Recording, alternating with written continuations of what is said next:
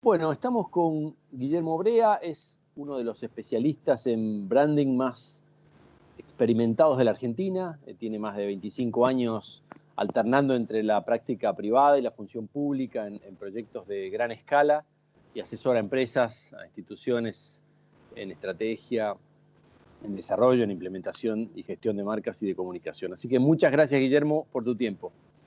Por favor, Juan, un gusto conversar contigo y un placer que estar en tu espacio. Bueno, muchas gracias. Bueno, vamos a empezar por algo novedoso que es tu libro, el Brand Book, Ideas sobre Marca y Diseño. Quería empezar preguntándote cuál podría ser un buen resumen de lo que contás en ese libro y a qué habría que prestarle atención de lo que decís ahí. Mira, no seré yo quien diga a qué habría que prestarle atención, pero a manera de resumen, te diría que el libro es la consecuencia de unos cuantos años de docencia y es un producto de las preguntas que van formulando los estudiantes a lo largo del tiempo. Yo más o menos lo que planteo como hipótesis del libro es que seguimos haciendo branding, por lo menos los que venimos de la comunicación y el diseño, sobre ideas, teorías y pensamientos que son de los años 80-90, que tienen dos características. Guardan todas las formas y los modos de la modernidad, del pensamiento moderno y del proyecto moderno, que tal vez hoy no son aplicables en muchas situaciones de estos tiempos, y que han sido desarrollados, pensados, teorizados por gente que a lo mejor se ha formado más en la praxis que en la teoría, y entonces yo creo que falta una base teórica a la altura de estos tiempos, ¿no? Creo que seguimos emparchando teorías viejas, tanto en comunicación como en diseño, y lo que está pasando, si querés el resumen sería que nos toca hacer cosas nuevas, pero seguimos usando teorías viejas. Y yo no te voy a decir que establezco una nueva teoría, sería un poco vanidoso y además estéril que uno pretenda con un libro establecer una nueva teoría sobre temas tan complejos. Sí desarrollo lo que yo creo que es un espacio de discusión para empezar a pensar algunas teorías nuevas, ¿no? Yo veo ¿Y una qué gran sería? disociación entre el mercado y la práctica hoy en día. Qué interesante. ¿Y qué sería ese pensamiento moderno que va quedando caduco, o qué características del pensamiento moderno te parece que van quedando caducos para aplicarlo al branding moderno, al branding actual, no al moderno? Uh-huh. Eh, Mira, te imaginás que tratar todo el tema de la modernidad, como vos bien sabés, sería largo y muy exhaustivo. Pero si querés, un rasgo que uno podría tomar es la cuestión del control, ¿sí? La modernidad fue la cuna de la ciencia moderna, especialmente de las ciencias naturales, donde todo se somete a control, ¿sí? Y las empresas siguen creyendo que controlan su propia marca. Esto tiene, después que aparece Internet y el usuario empieza a formar parte de la conversación, la idea de que una organización tiene absoluto control sobre su identidad y sobre su marca es una idea absolutamente obsoleta. En algún momento la marca era el reflejo de la organización, hoy la marca es un espacio discursivo que flota entre la empresa y sus usuarios, ese espacio discursivo lo construyen ambos, y la empresa apenas si es un regente de eso, pero de ninguna manera tiene posibilidad de controlar las conversaciones que los usuarios generan sobre ella. Muy interesante. Y para muchas organizaciones renunciar al control, créeme que es una herida narcisista importante. Claro, un cambio cultural muy, muy difícil de llevar. Y fíjate, Y te doy solo un mínimo ejemplo, ¿no? Cuando todos recordarán la campaña esta que hizo Coca-Cola hace 3 o 4 años, de poner los nombres de los usuarios en las latas. Más allá de que es una organización que tiene una espalda marcaria que le permite hacer ese tipo de cosas, pensá cuán inimaginable hubiera sido hace 30 o 40 años quitar tu propio nombre de tus productos y poner el nombre de tus usuarios. Bueno, ese es el principio de la nueva era. absolutamente. Eh, ¿Para qué servía una marca en el pasado y para qué sirve ahora?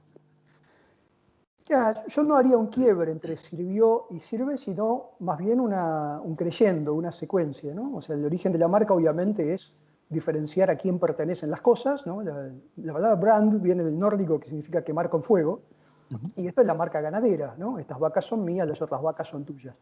Luego esto, cuando pasamos del commodity al producto, empieza a tener garantía de responsabilidad pública, garantía de autenticidad, Pero como hoy no estamos en una era de productos, sino que estamos en una era de marcas, es decir, lo que compiten en la góndola del supermercado no son los productos, los tomates y los duraznos son más o menos todos iguales, e incluso aquello que tiene mucho valor agregado, los autos también son casi todos más o menos iguales.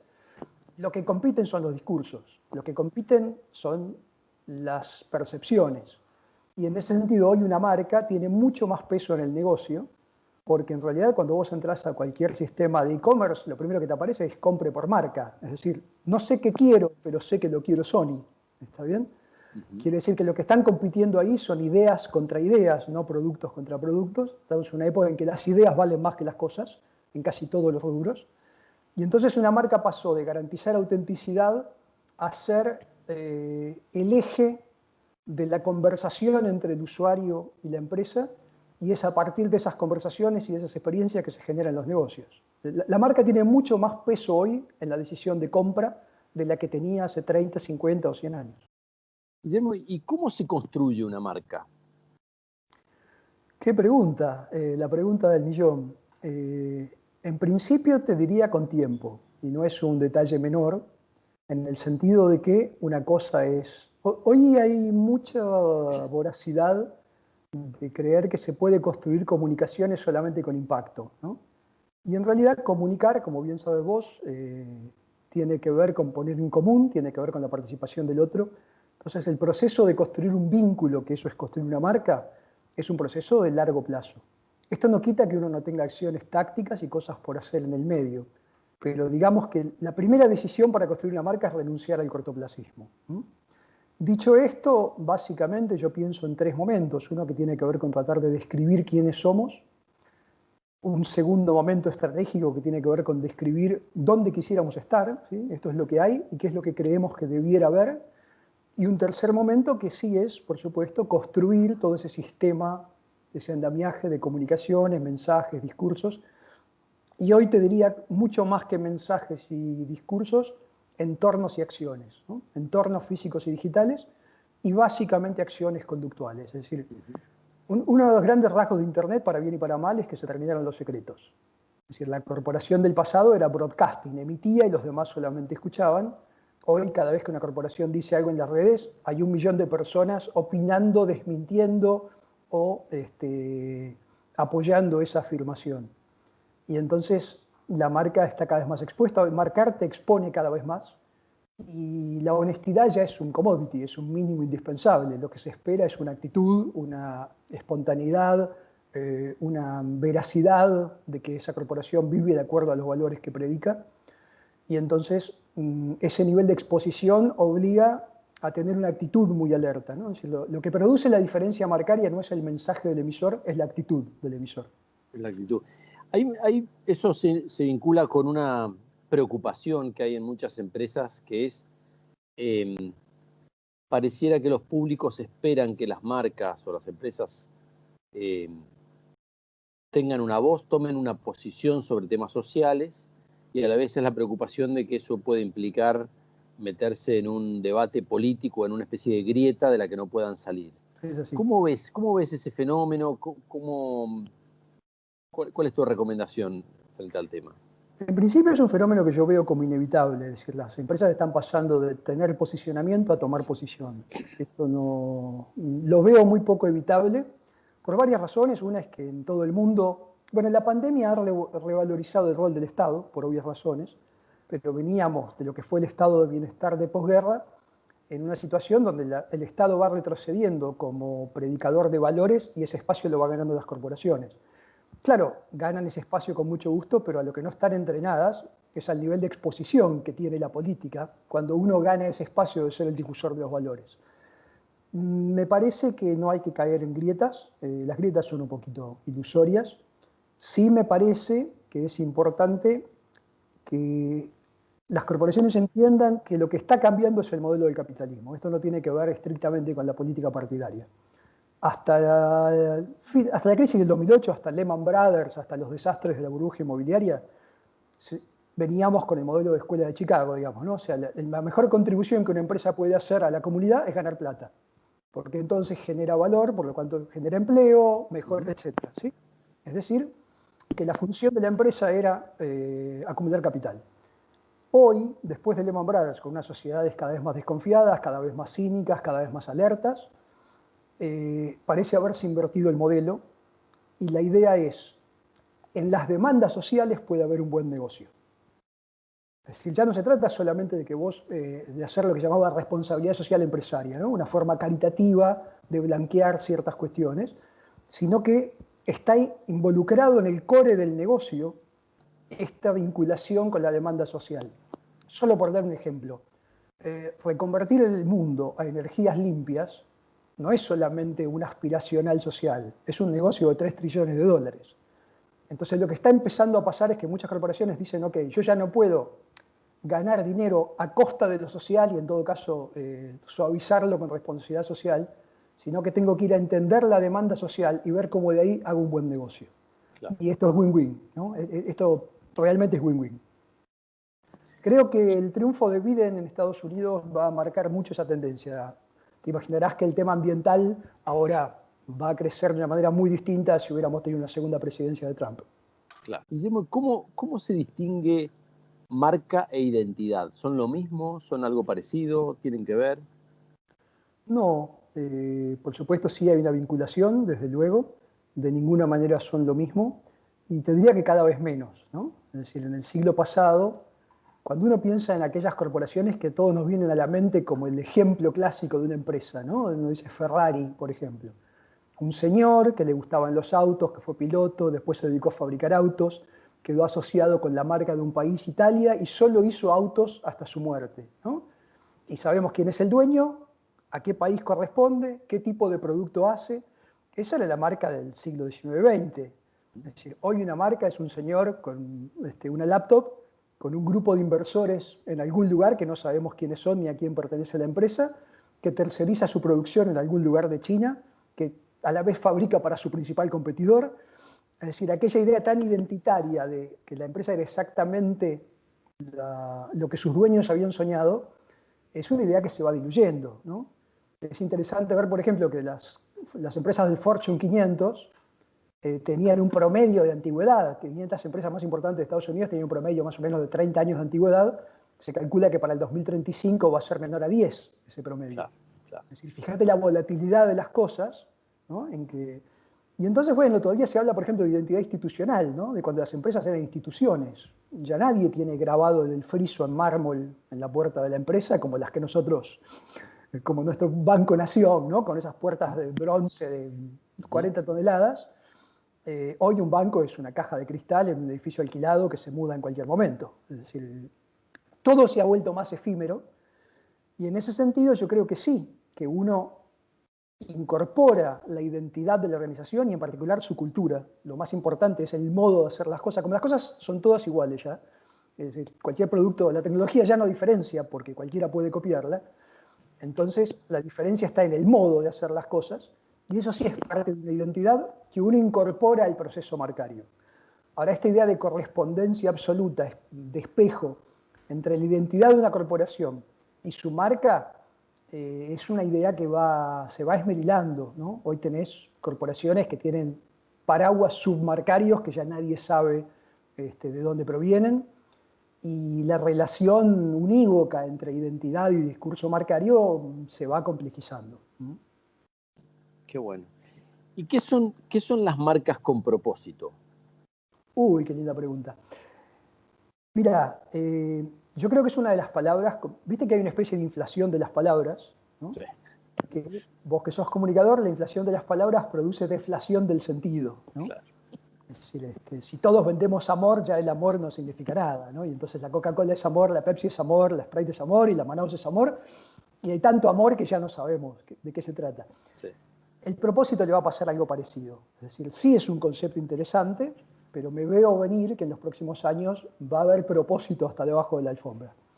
Básicamente tiene que ver con esto que comentábamos en la pregunta anterior, de cómo se dio vuelta el tablero del capitalismo, ¿sí? Antes, tu único propósito era ganar dinero, y eso estaba bien, estaba socialmente legitimado, porque generaba valor para la comunidad y sobre todo hacía crecer la economía. Hoy esta idea de que el crecimiento de la economía per se sea un valor está en discusión, porque hay mercados donde la economía crece violentamente y esto no garantiza que el espacio social mejore, sino más bien todo lo contrario. Y entonces las empresas en esta búsqueda de ir a buscar el negocio en la demanda social necesitan primero determinar, los americanos le llaman a esto what we stand for, ¿no?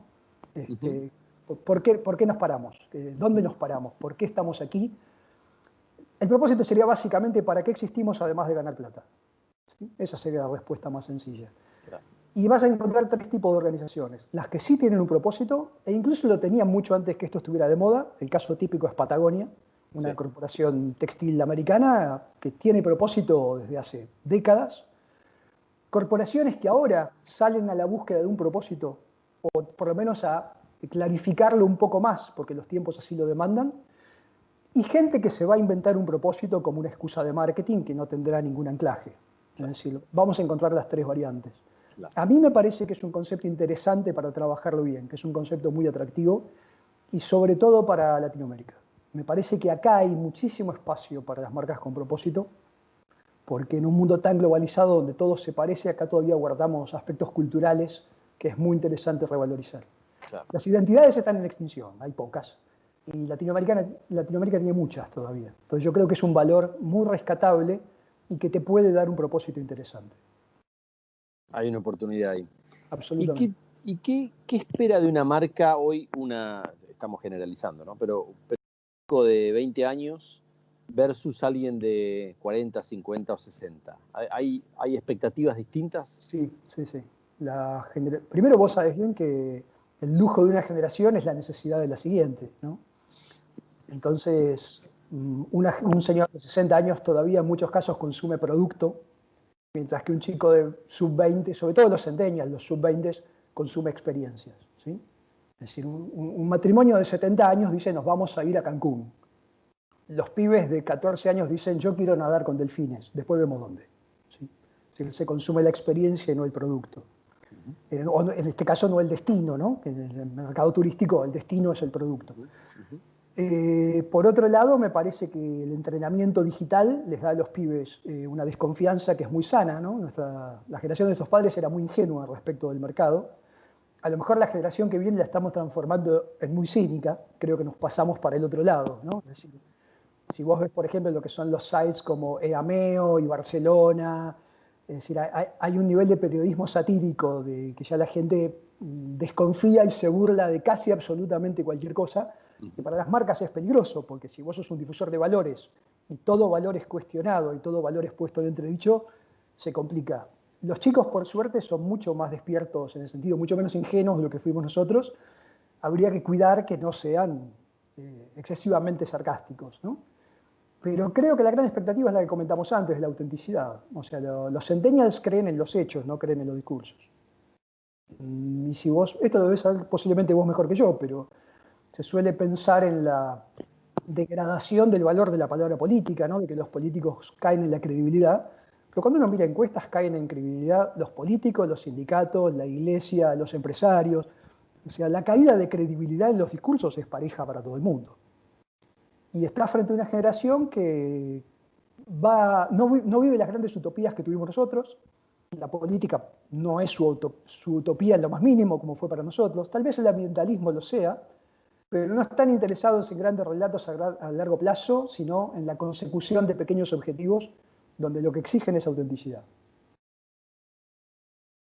Muy, muy interesante. Veo además cómo aplica no solo a compañías con fines de lucro, sino sobre todo, decías, ONGs, a organizaciones religiosas, etc. Sí, absolutamente. Aplica muy bien. Guillermo, muchísimas gracias. Un placer la charla con vos. Lo mismo, me lo he pasado bárbaro y ha sido un gusto primero conocerte por este medio, después seguiremos el contacto y ha sido un gusto también poder charlar contigo. Muy interesante la entrevista. Muchas gracias, Guillermo. Muchísimas gracias. Un abrazo.